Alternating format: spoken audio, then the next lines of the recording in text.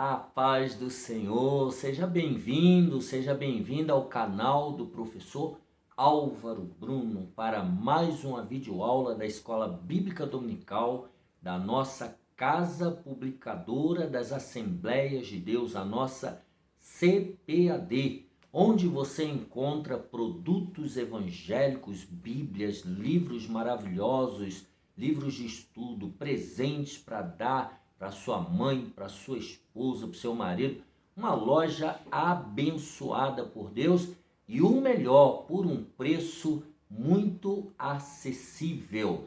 E assim nós estamos estudando hoje a lição número 10 de Jovens, 5 de junho de 2022. Estamos no segundo trimestre de 2022, estudando esse tema, o perigo das tentações. Se você perdeu alguma aula, aqui embaixo está a playlist, vai lá, assista. Eu não quero ninguém perdidão na minha aula atual. Você precisa saber do que nós estamos falando, tá bom?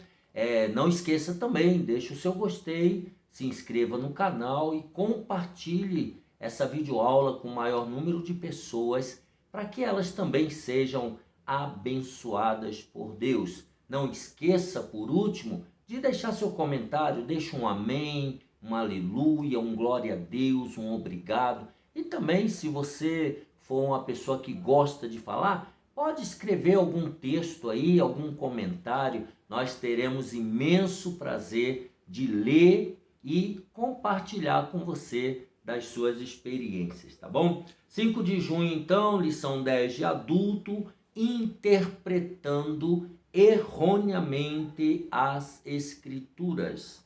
Texto principal, Êxodo 17, verso 7, chamou o nome daquele lugar Massá e Meribá, por causa da contenda dos filhos de Israel, e porque tentaram ao Senhor, dizendo: está o Senhor no meio de nós ou não?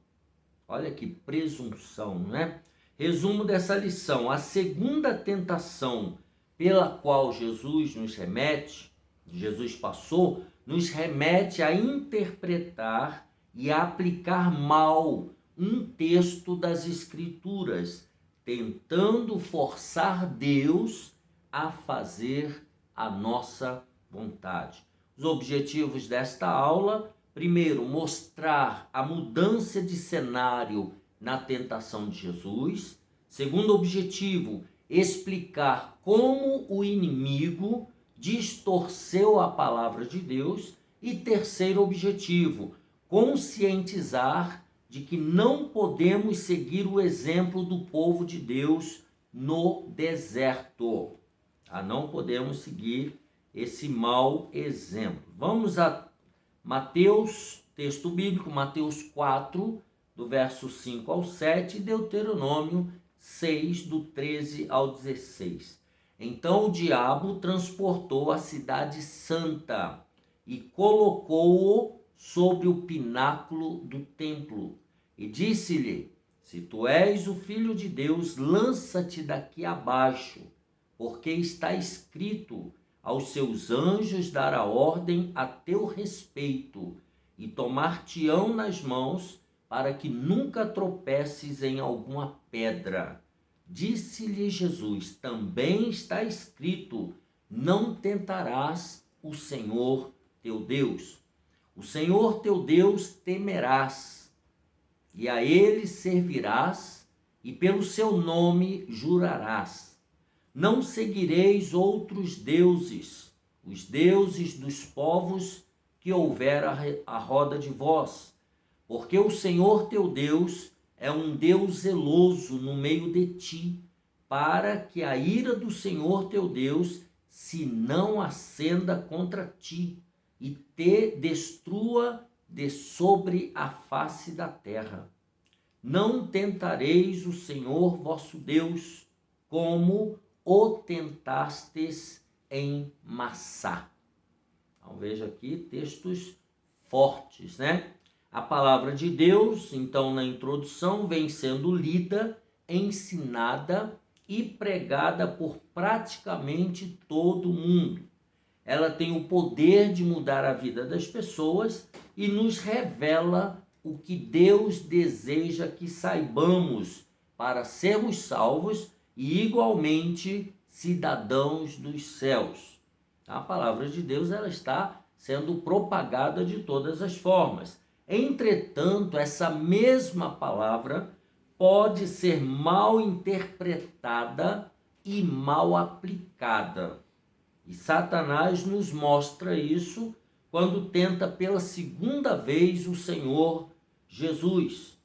Veremos então nesta lição como podemos resistir à tentação de utilizar a palavra de Deus de forma equivocada e como o Senhor Jesus vence a tentação de aplicar mal a palavra de Deus e de agir sem consultar ao Senhor. Então nós vamos meditar nessa lição como vencer essa tentação de fazer a Bíblia dizer aquilo que ela não está dizendo para agradar ao nosso próprio eu, para que a nossa vontade seja feita, para justificar a nossa vontade. É isso aqui que nós vamos tratar. Então, no primeiro tópico, está escrito, mudando o cenário da tentação. Primeiro, na cidade santa, Jerusalém, Mateus registra então que após a primeira tentação no deserto, Jesus ele é transportado à cidade santa e levada ao pináculo do templo, bem no ponto mais alto da cidade e do templo. Parte do ministério de Jesus ocorreu em Jerusalém, onde foi apresentado no templo, Lucas 2:22, e para onde ia todos os anos para celebrar a festa da Páscoa com os seus pais, Lucas 2:40 e 41. A cidade santa, portanto, não era um lugar desconhecido para Jesus e nem um lugar desconhecido para o diabo. O pináculo do templo era a parte mais alta do santuário construído por Herodes. A arquitetura e a obra feitas pelo Idumeu é o Herodes, causavam admiração nas pessoas que iam a Jerusalém. Era algo monumental, lindo, Certa vez até os discípulos se impressionaram. Em uma das idas ao templo, mostraram a estrutura da construção para quem? Para Jesus. Está lá em Mateus 24:1. Vamos ler? É mais um motivo para a gente ler a Bíblia de Estudo Pentecostal, a melhor Bíblia de estudo do Brasil. Existe já agora Roma, que é uma maravilhosa ferramenta de estudo, de leitura, mas a Bíblia de Estudo Pentecostal também é maravilhosa. Mateus 24:1 diz, e quando Jesus ia saindo do templo, aproximaram dele os seus discípulos para lhe mostrarem a estrutura do templo, a beleza, a magnificência daquele lugar. Era um lugar suntuoso e atraía a atenção das pessoas tanto para cultuarem quanto para fazerem negócios, pois até vendilhões usavam o espaço do santuário. Então vamos ver um pouquinho isso lá em João capítulo 2. Abra sua Bíblia de Estudo Pentecostal, Atos 2, do versículo 13 ao 16. Olha o que diz o texto. Jesus purifica o templo. Estava próxima a Páscoa dos judeus e Jesus subiu a Jerusalém. E achou no templo os que vendiam bois e ovelhas e pombos e os cambiadores assentados, os negociantes.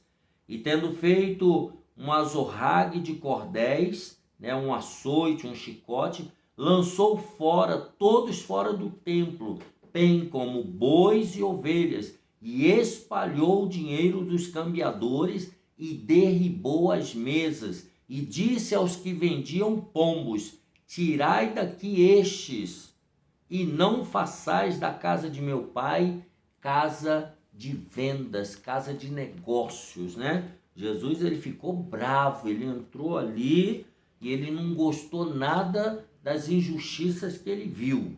Então, era um lugar tão estratégico para a fé em Israel, um local central, que qualquer pessoa que se destacasse no templo, ensinando, contribuindo ou operando algum milagre, seria lembrada por toda a população. Havia multidões ali naquele período, né?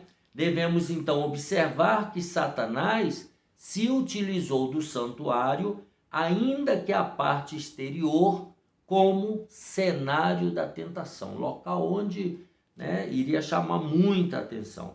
Ele não respeita lugares de culto e pode se utilizar deles para gerar confusão entre os crentes, né? Então, o diabo, se a igreja não estiver vigilante e também em oração, o diabo pode se utilizar até mesmo do interior da casa de Deus para trazer escândalo na sociedade. Então, veja que ele estava levando Jesus para um local especial, um local mais elevado e mais importante ali do templo. E aí no subtópico 2 ele diz: se tu és o Filho de Deus.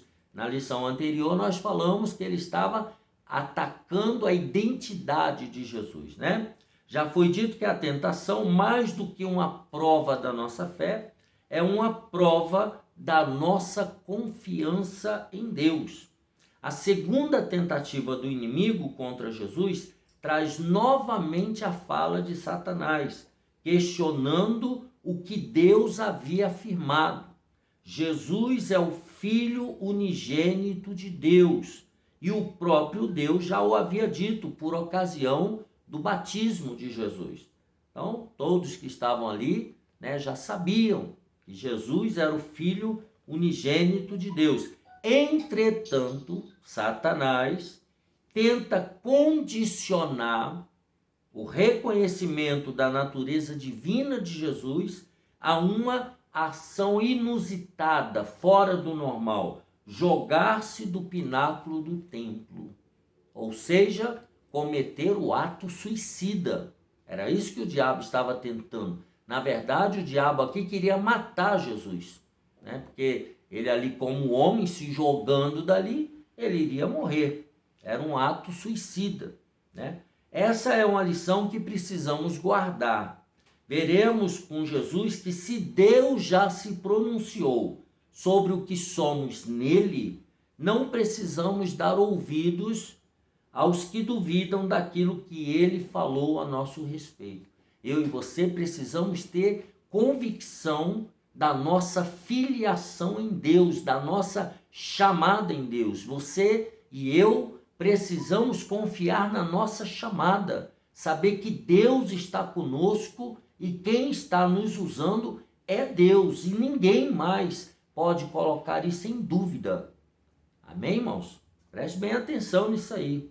Se tu és o Filho de Deus. No terceiro subtópico, logo a seguir, então, lança-te daqui abaixo. Quer dizer, cometa suicídio, né? Por trás disso aqui, o diabo estava mandando Jesus se suicidar. Satanás não coloca Jesus no templo, no pináculo do templo, e o empurra de lá. Veja que o diabo não faz isso.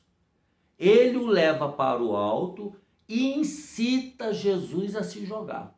Ele provoca Jesus para que ele se jogue.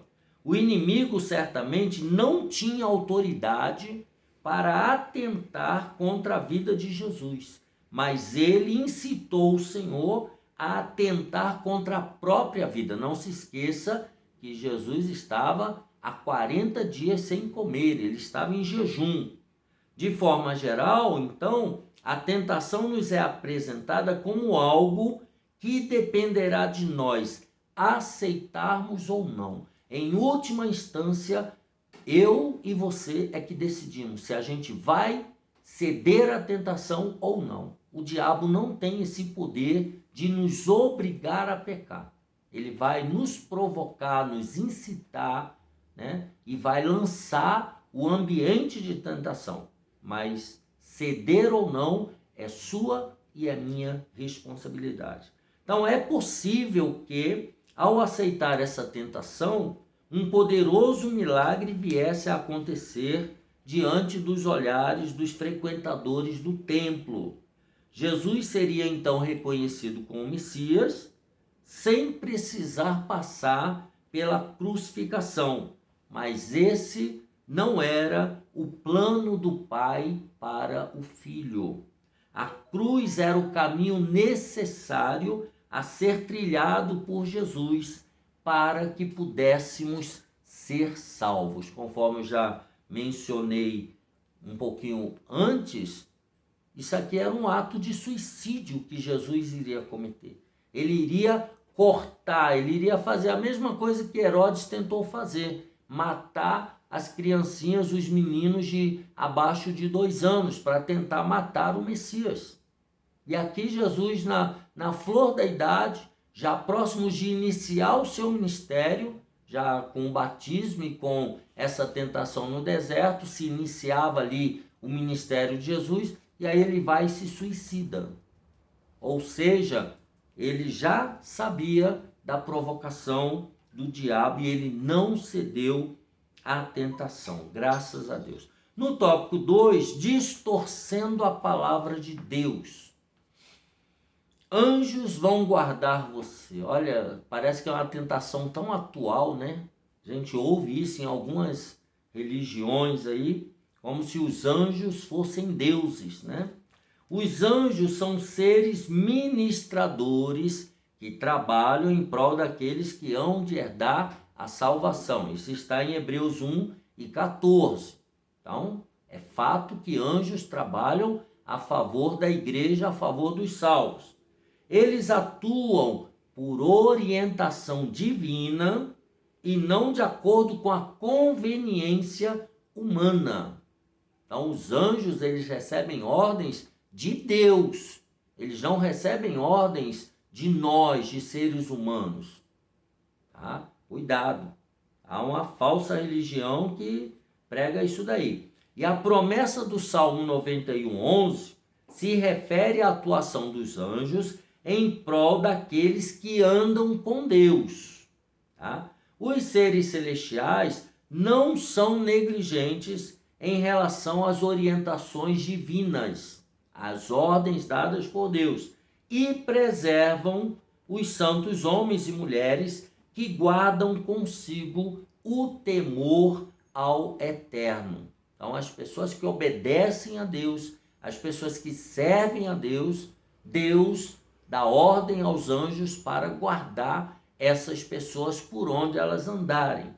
Entretanto, apesar de a palavra apontar que Deus provê proteção angelical aos seus servos, contar com essa mesma proteção divina, quando cientes de que o caminho que estamos trilhando não nos foi orientado por Deus, é outra história. Ou seja, você vê um tiroteio, 2 bandos se digladiando, mandando bala um para o outro, e você vai passar no meio. Não, Deus vai mandar um anjo para me guardar. Não, as balas é que vão te encontrar. Deus não está com você passando no meio da bala. Pelo amor de Deus, isso é tentar a Deus. É isso que ele está dizendo aqui, que o diabo estava tentando com Jesus. Satanás também sabe citar as escrituras sagradas quando lhe convém. Lógico que ele cita as escrituras sagradas deturpando o seu significado. Entretanto, ele sempre o fará com propósitos malignos, para que os servos de Deus então pequem. Suas hostes criam doutrinas de demônios, induzindo incautos, pessoas simples, a lerem as escrituras pela metade, desrespeitando as regras de interpretação já definidas, soprando ventos de doutrinas errôneas e heresias para que o povo de Deus peque. Então, o diabo usa pessoas para ler e deturpar os significados originais da palavra de Deus, tá? E esses erros de leitura e interpretação vão gerar heresias, vão gerar seitas, vão gerar religiões que têm nome de cristãs, mas são heréticas, são mentirosas. Elas negam a divindade de Jesus, elas colocam anjos como deuses, elas negam a Trindade, elas dizem que o Espírito Santo não é Deus e faz uma tremenda de uma confusão. Isso é o quê? A incitação do diabo e a leitura errônea da palavra de Deus. Nós precisamos ler e interpretar corretamente a palavra de Deus. Número 2, os milagres são obrigatórios? Olha aí, vamos ver se é. Um dos equívocos mais difundidos em nossos dias é que se Deus não prover milagres diários em nossas vidas, então nossa fé é fraca ou a nossa comunhão com Ele é pouca. Olha que absurdo dentro do nosso contexto. No entanto, a nossa comunhão com Deus não pode ser medida pelas respostas de milagres que Ele pode realizar na nossa vida. O Todo-Poderoso, Ele opera maravilhas, sim, Ele faz milagres, sim, mas é de acordo com a sua vontade e no momento que Ele deseja. Ele não anda segundo a nossa vontade. Nós, seres humanos, é que temos que andar segundo a vontade de Deus. Ele faz milagres, opera maravilhas, mas é no tempo dele, na hora dele e conforme a vontade dele. Se Jesus cedesse à tentação e fosse guardado pelos anjos, provavelmente convenceria as multidões de que ele era o Filho de Deus. Contudo, a mensagem do Evangelho não pode ser um espetáculo para convencer as pessoas como uma mera atração. E Jesus não seria um espetáculo nas mãos de Satanás. E eu e você precisamos tomar muito cuidado com esses espetáculos que são feitos em nome de Jesus. Isso daí não passam de shows, de espetáculos. Isso daí não salva ninguém. Isso daí não garante salvação. E os milagres, eles não são obrigatórios. Você sabe qual é o grande milagre que nós vivemos todos os dias? De crermos que Jesus morreu na cruz do Calvário para nos salvar da perdição eterna e ele ressuscitou ao terceiro dia para nos dar a vida eterna. Esse é o grande e definitivo milagre que nós vivemos. Os demais são bônus, são acréscimos, são bons, mas esses não podem fazer a diferença. Esse da cruz e da ressurreição é o milagre fundamental da Bíblia Sagrada. Subtópico 3. Posso mesmo fazer o que eu quiser? Será que eu posso fazer o que eu quero? Vamos ver. A segunda tentação nos mostra que não podemos fazer a nossa própria vontade, e sim a vontade de Deus. Se nós oramos, seja feita a tua vontade, tanto na terra como no céu, Mateus 6:10, devemos entender que não podemos fazer nada que venha colocar em prova o Senhor.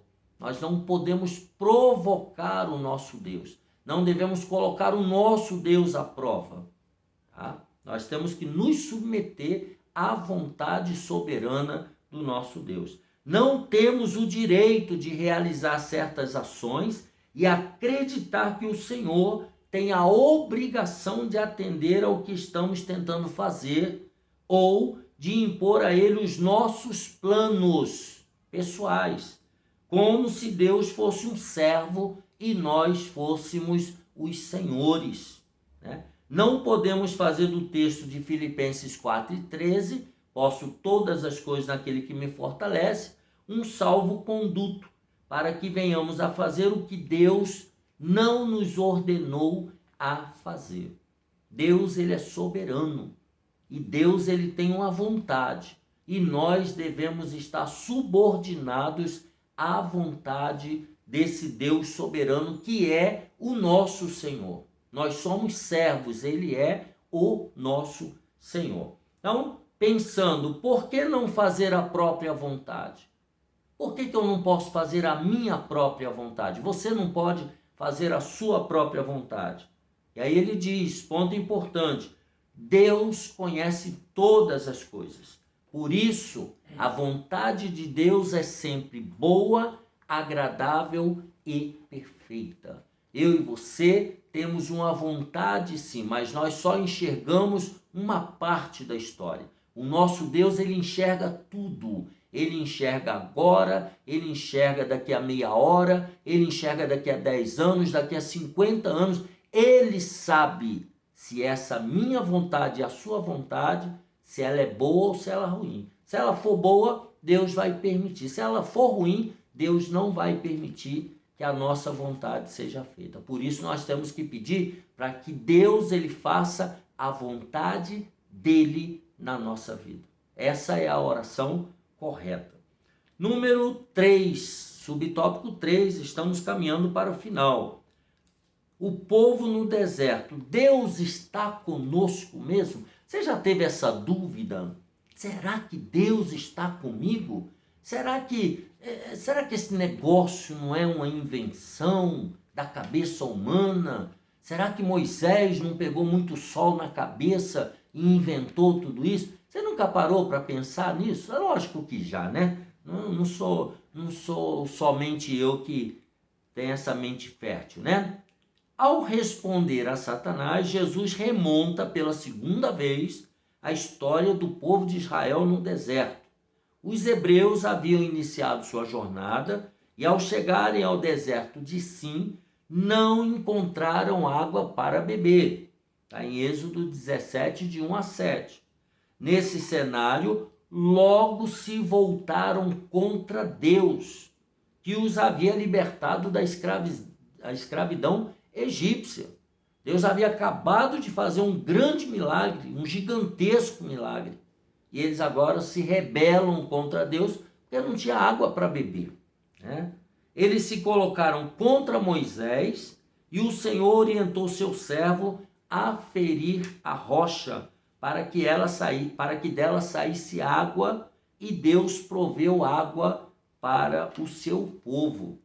O problema apontado nesse texto de Êxodo 17 não é a sede e a falta de água, e sim colocar em questão a presença de Deus quando se está passando por um momento de privação temporária, como fizeram os hebreus, que questionaram: está o Senhor no meio de nós ou não? Eles foram desrespeitosos com Deus, eles estavam se rebelando contra Deus. É isso que significa esse texto no original. Então, no subtópico 2, diz assim: não tentarás ao Senhor. No deserto, Deus iniciou o processo de amadurecimento do seu povo. Os hebreus precisavam ser transformados para entrarem na terra que o Todo-Poderoso lhes daria. Eles precisavam passar por um processo de transformação. Porém, eles haviam rejeitado entrar na terra prometida, dando ouvidos aos espias que infamaram a terra, que falaram mal daquela terra, dizendo que os homens eram gigantes, dizendo que eles eram como gafanhotos, que eles não iam... Falaram mal da terra.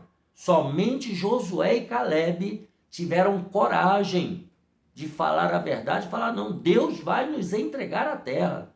Mas os outros 10, todos eles se rebelaram contra o Senhor e levaram o povo a se rebelar também.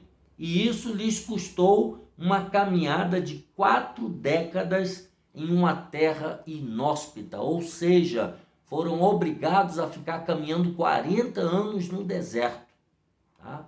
40 anos de sofrimento.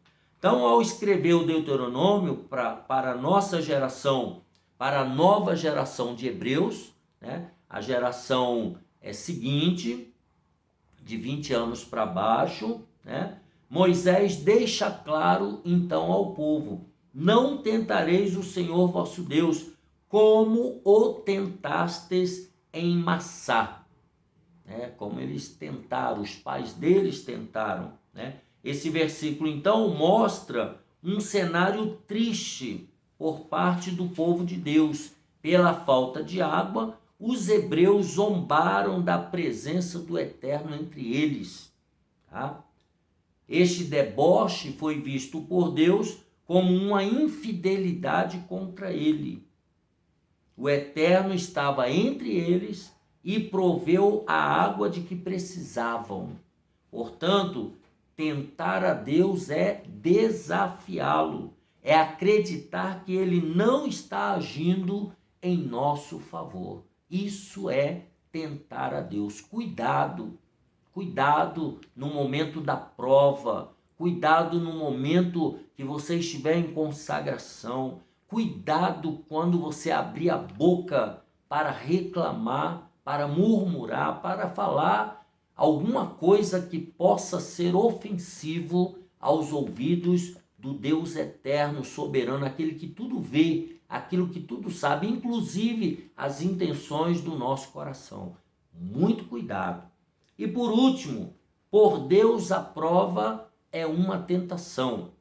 Quando colocamos o Senhor à prova de forma explícita, estamos dizendo que não cremos no que ele disse. Ele sempre faz uma promessa e nós então, quando tentamos, a gente descrê e que vai falhar naquilo que prometeu a nós. Mesmo quando o Todo-Poderoso nos ordena a fazer prova dele, conforme está em Malaquias 3:10, como no caso daqueles que são dizimistas, há uma condicional, né? Uma expressão aí, se. Ou seja, podemos fazer prova do Senhor, e se ele não abrir as janelas dos céus e não derramar sobre vós uma bênção tal. Quer dizer, se as nossas necessidades diárias não forem supridas, essa é a condição sine qua non. Eu sempre quis usar essa expressão, sine qua non, agora deu certinho, né? Então, se ele não cumprir essas necessidades básicas, aí sim, aí você pode colocá-lo à prova. E não o contrário, como nós costumamos interpretar equivocadamente, tá? A gente quer fazer prova de Deus antes. Não, se Deus nos sustenta, se Deus tem cuidado de nós, se Deus, então não há necessidade de fazer prova de Deus, porque já está mais do que concreto aquilo que Deus tem feito na minha e na sua vida. Vamos lá, pensando, podemos interpretar a palavra de Deus sem respeitar o seu contexto? Isso é uma pergunta. Contexto é o que vem antes e o que vem depois do texto principal. E aí ele responde no ponto importante: temos que respeitar o texto bíblico e o seu contexto para fazermos uma interpretação correta das Sagradas Escrituras. Não pegue texto isolado e faça o texto falar o que você quiser. Não, leia o que vem antes, leia o que vem depois, entenda a mensagem que Jesus, que Deus quis transmitir. Não faça uma interpretação isolada, sem respeitar a pontuação, sem respeitar as regras de interpretação, sem respeitar as regras da hermenêutica, enfim. Se precisar, faça até um curso bíblico, vá aprender lá na FAESP, numa das extensões da FAESP, do nosso ministério Assembleia de Deus do Belém. Todos os setores do Belém têm uma extensão de curso teológico, básico, médio e em algumas até bacharel, bem pertinho da sua casa. Venha ser aluno da FAESP. Nós estamos aqui no braço da FAESP em Parelheiros, extremo sul da nossa capital. Vai ser um prazer para o pastor Fernando e para nós ali do setor 50 ter você como nosso aluno. Então, estamos terminando a lição 10, 5 de junho de 2022, interpretando erroneamente as Escrituras. Podemos dizer que quem interpreta as Escrituras errado é filho do diabo, está criando heresias, mentiras, falsidades e ilusão para desvirtuar a verdadeira fé em Jesus de Nazaré. Um abraço apertado, não esqueça, deixa aqui o seu joinha, nos ajude aí, fale os seus comentários aqui embaixo. Não se esqueça, entre na playlist, se você perdeu alguma aula, assista às aulas anteriores, eu não quero ninguém perdido na minha aula atual. Um abraço, a paz do Senhor e até a próxima, se Deus quiser.